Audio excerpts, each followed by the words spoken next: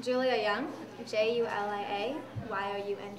And what is your position? I'm the co-chair of Class A for this year. And what does Class A stand for? It's Community Learners Advancing in English and Spanish. So actually, I said that wrong. It's Community Learners Advancing in Spanish and English.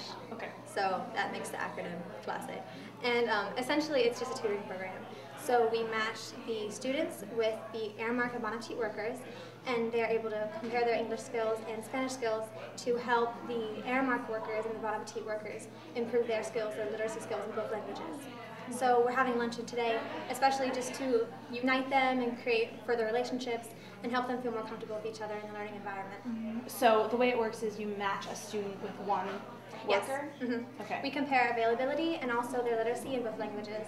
So the students who have high Spanish proficiency will get with people who don't have very good English skills, so that way they can kind of communicate a lot better and it's more efficient.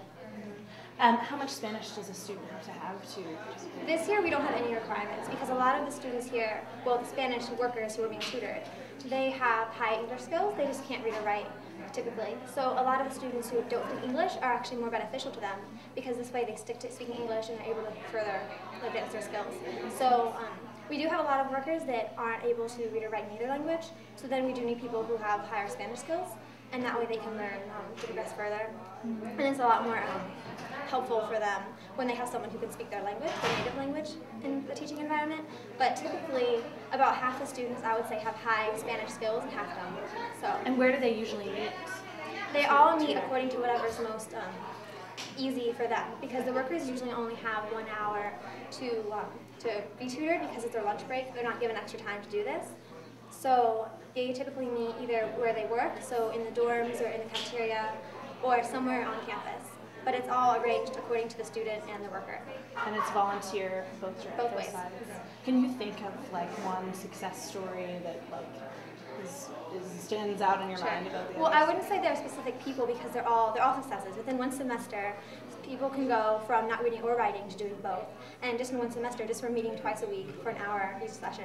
And we had a lot of students last year, worker students, the ones being tutored, who were able to go from not reading or writing or really having basic English skills to passing their citizenship test at the end of the semester. And that was a really big accomplishment for us because you can see how much we really are helping.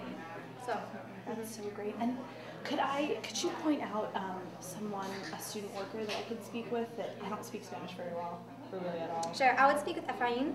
He's here right now. Okay. But he's a tutor also, but he's also involved in LASSO because Class A is under LASSO, which is the Latino and American Student Organization. Right. So he's the community outreach for that for next semester. Okay. So he's involved both in the administrative aspect of this and also the tutoring. Okay. So he'd be a good one to speak to because he knows more about the all around. It'd be so great to hear. Yes, I can go get him.